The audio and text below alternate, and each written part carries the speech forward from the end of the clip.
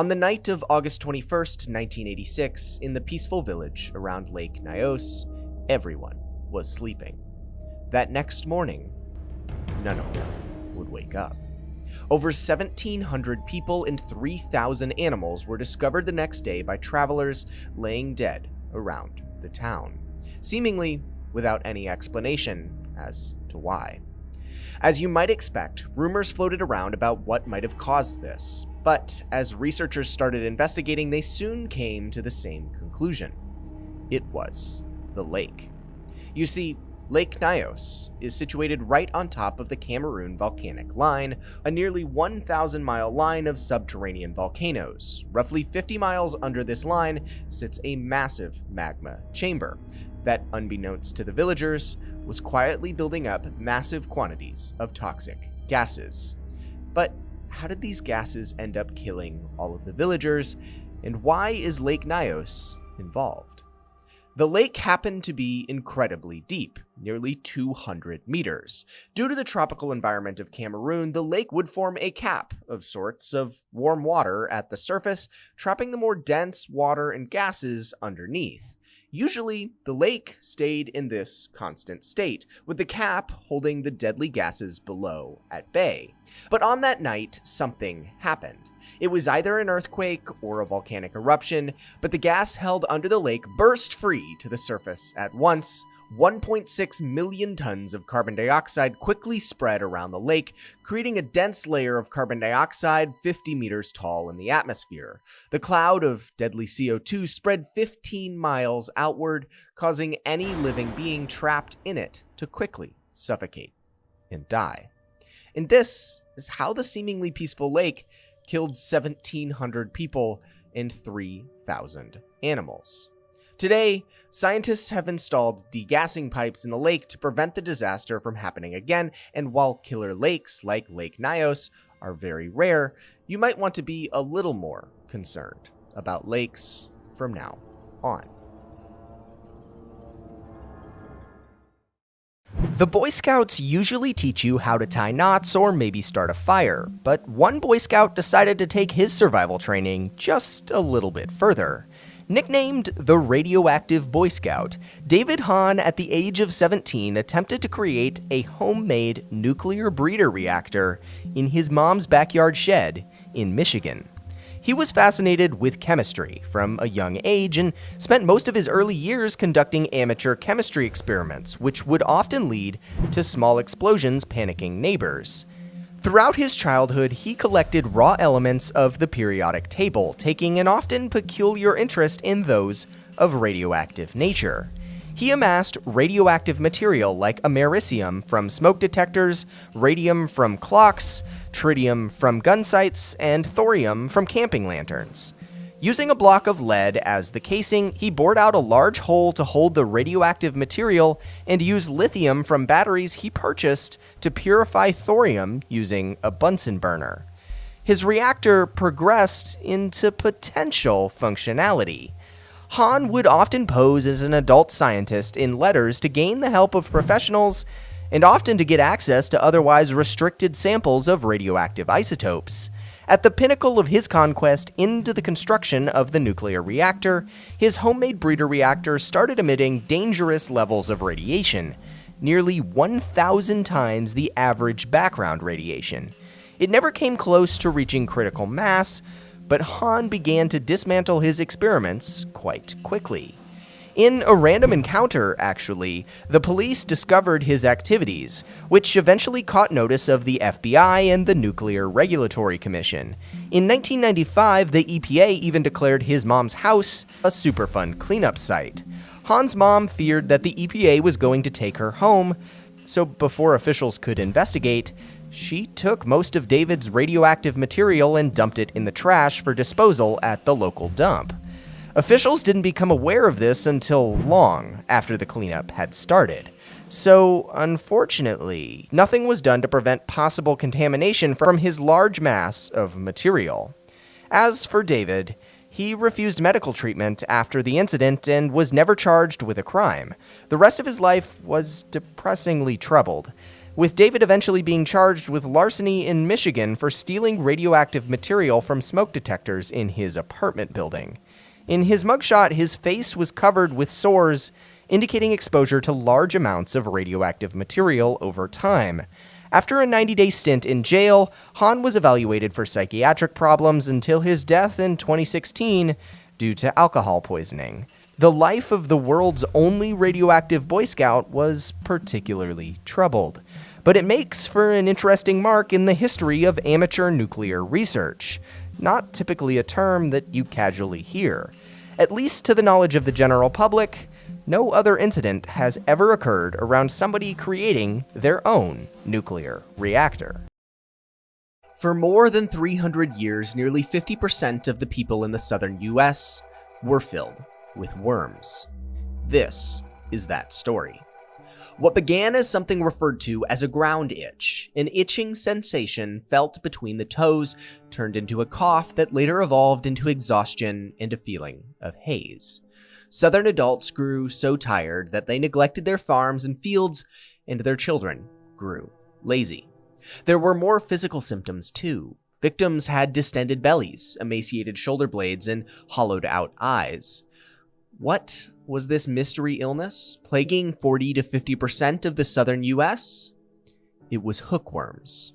Deemed the germ of laziness, the hookworm lived and fed off of blood of up to 50% of the population from Texas to the Virginias. It was such a persistent problem that it is credited with creating the stereotype of a lazy and moronic southerner. The oddly common and still rather southern centralized hookworm affliction may pose a rather concerning question to how it could have spread. But the answer is that it spread from the ground. Larger cities in the US had centralized waste handling networks, but for much of the US's southern past and a little bit of the present still, homes functioned on jerry-rigged waste management systems. The most complex consisted of early septic systems, to the more rudimentary being pipes leading into fields. Hookworms spread through fecal matter. A healthy adult female hookworm can produce as many as 10,000 eggs per day. Infected individuals' waste contains these hookworm eggs, which can mature in the ground and be transmitted through contact with bare skin. This is where the worms make their way to the lungs and begin feeding on the blood of the infected, producing more eggs and spreading further. In fact, an infection of just 100 worms would mean the loss of about a teaspoon of blood per day. But just 25 hookworms in a child or pregnant woman could cause a severe iron deficiency, and in severe cases, hookworms could cause anemia and kill the infected. With southern sanitation, or rather rural sanitation, being so lackluster to the standards of densely populated cities, children who simply played barefoot outside would contract hookworms in just one encounter. Understanding the subpar waste management in the South and how easily hookworms can spread, you can begin to grasp how heavily it would have influenced society. As recently as the 1950s, hookworms could have been considered a pandemic in the southern United States. Eventually, John D. Rockefeller caught wind of the supposed ailment and went on to create the Rockefeller Sanitary Commission for the Eradication of Hookworm Disease, which was a primary agency for solving the hookworm problem in the US. The commission set up clinics teaching Southerners how to avoid hookworms and examined populations to find those infected. If infected, they were given Epsom salt and thymol, medicine that would treat hookworms if taken correctly, or would kill you if taken incorrectly. The campaign made a large dent in the hookworm ailment of the South, but it lasted only 5 years and failed to eradicate the parasite completely. It took until the growth of more modern sanitation systems in the 50s through the 80s for hookworm to be considered a smaller ailment. So that's the concerning story of how for 300 years the southern US became known as lazy. Not because they wanted to be, but because nearly half of all of the population had infectious blood-sucking worms living inside of them. There truly are 1,000 ways to die. You could die by falling out of bed in the morning, you could get struck by lightning, you could forget to eat while binge-watching concerning reality videos, Or you could drown after falling through several floors in a building into a giant pool of human excrement. The latter is exactly what happened to a group of nobles from across the Roman Empire in the year 1184. Called the Erfurt latrine disaster, about 60 people died in the accident, with most dying by drowning in what can only be described as a massive cesspool of years of human excrement underneath the Church of St. Peter in what is now central Germany. Notably, one of the people that survived the incident was King Henry VI, King of the Romans and eventual Roman Emperor. The story behind why 60 people died in a giant septic tank is wild, but the story goes something like this. Louis III, the Landgrave of Thuringia, and Archbishop Conrad of Mainz were feuding over what nobles feuded about back in the 1100s: land, money, and power. These two nobles, while at odds with each other, held a respectable amount of power in the region, which worried the King of the Romans. King Henry was passing through the region while he was on a conquest in Poland and decided that he needed to put this feud to bed once and for all. He decided to call a meeting in the town of Erfurt to mediate the situation between the two nobles. He also invited a number of other nobles in the region to help in the discussions. What better place to hold these discussions than in a church? Or so thought King Henry. King Henry had everyone gather on the upper floor of the Church of St. Peter's Monastery in Erfurt. While the exact number of people that gathered here isn't known, what is known is that there were more than 100 people gathered on the upper level of the church that day. Being an old monastery, though, meant that the beams of the building had become rotten and weren't exactly designed to hold this many people. But at this point, you might be wondering, how did a large gathering of people on the top floor of a church lead to more than half of them drowning in human excrement?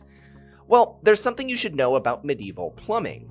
The toilets of medieval buildings consisted of openings which led to a small channel that carried the waste into a rather large pit. Now, this pit wasn't anything but a pit. It wasn't cleaned or drained, rather it was a pit that, when it eventually filled up, would be capped off and another pit dug to hold the waste. The pit of St. Peter's Church was directly below the meeting room a few floors down. Foreshadowing. Back to the meeting room where everyone had gathered. The floor was struggling and eventually broke, causing the large group to start falling from the top floor. However, there was still a second floor below them. The weight of the top floor was so great that the rubble and people hitting the second floor caused the second floor to break apart too, sending the group even further into the building.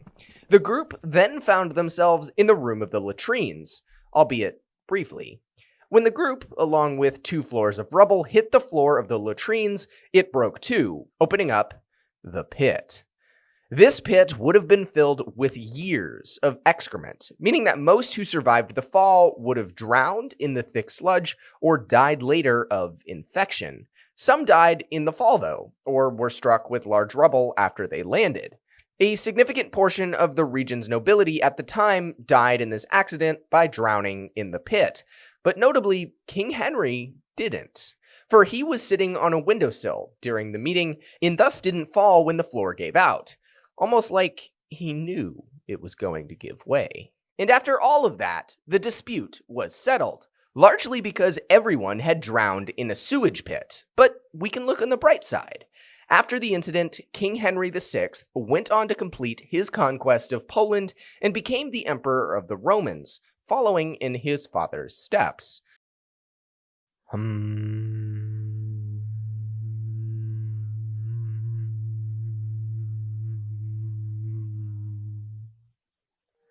Pretty mysterious, eh?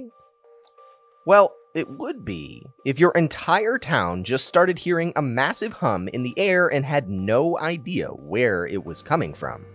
For the past 50 or so years, towns across the world have been starting to hear mysterious and persistent annoying hums that they can't explain. Take, for example, the residents of Windsor City, a Canadian town right on the US-Canada border. They have been experiencing a hum for about the last decade. It comes and goes, lasting anywhere from a few hours to a few days at a time. Only certain people can hear it, and it sounds like someone with a subwoofer that's just a little bit too loud. The hum causes nausea and headaches and keeps people from sleeping, too. It shakes windows and causes pictures to fall off walls. The presence of this weird hum has caused many to develop theories of UFOs or covert military experiments. All of that mystery presented, researchers do believe that the hum is coming from industrial activity nearby. However, they're not sure. There's an island nearby that has a steel plant on it with blast furnaces. Experts think that the blast furnaces are making a droning 35 Hz sound that causes the city to get foggy as well. The hum the residents hear usually corresponds to flames on the plant's stacks, but the company that operates the plant is mostly uncooperative with any investigation into the correlation. For now, the residents of Windsor are left to bathe in a droning hum. This isn't an isolated incident, however. Residents in Bristol, England complained of a droning hum in the 1970s that was mostly attributed to factory noise nearby. Throughout the next decades, many towns across England and the world started reporting mysterious hums as well. These hums were occurring in the US, like in the 1990s in Taos, New Mexico, or Kokomo, Indiana. In these places, residents even claimed the hum caused light bulbs to explode. The sources of these US hums really haven't been determined. Researchers have tried to determine what might be capable of producing these hums. In 2015, a study was done that showed that low-frequency electromagnetic or radio communication can produce these hums, like that used for communicating with submarines. They also found that ocean wave patterns are capable of producing similar hums as well. All of this leads to just speculation and not definitive proof for the causes of any localized hum, though. We do know that these low hums negatively affect human cognition, lowering our visual capabilities and concentration. Even when people don't audibly hear the hums, it does cause agitation, nervousness, distraction, and can even cause depression. Mysterious hums are becoming more of a persistent problem in the world around us, and for the most part, their specific causes aren't really known. Just take a look at this map here. It maps out all of the places that mysterious hums have been reported around the world, and it tracks all of their unique characteristics. You can view more of this map and experiment and play around with it at the link here. So, what's causing these mysterious hums? Is it evidence ripe for conspiracy theories, or is it just something more plausible, like severe industrial activity in any given area? We may never know. On the morning of December 5th, 1952, the people of London woke up to their typical foggy city. The weather that day, though, was unusually cold, and there was practically no wind. Unbeknownst to the citizens at the time, though, this wasn't their normal fog, and it wouldn't leave until Tuesday, December 9th, 4 days later.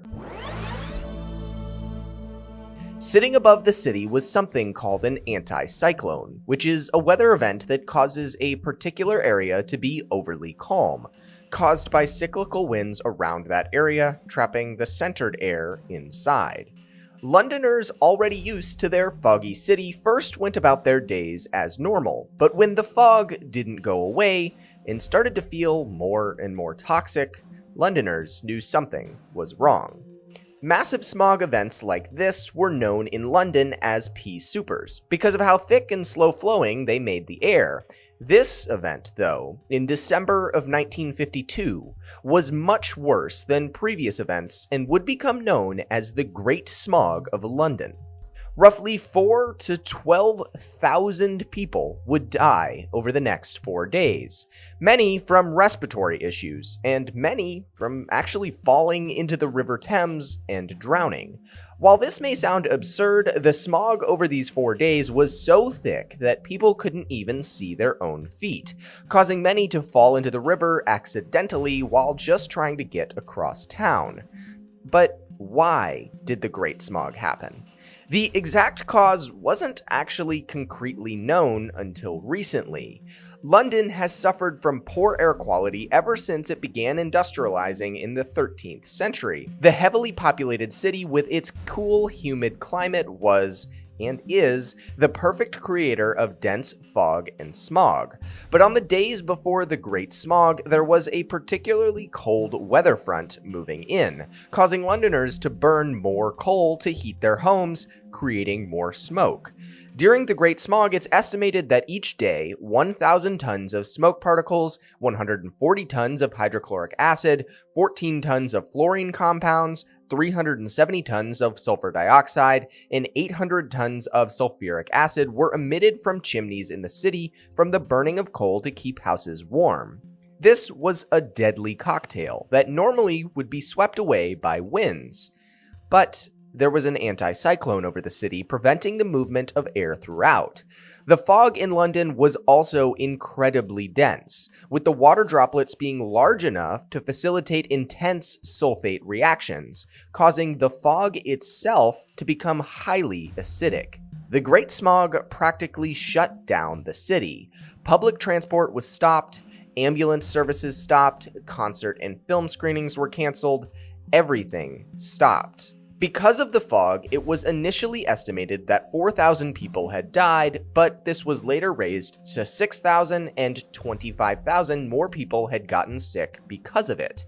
Mortality in London was raised for months after the fog.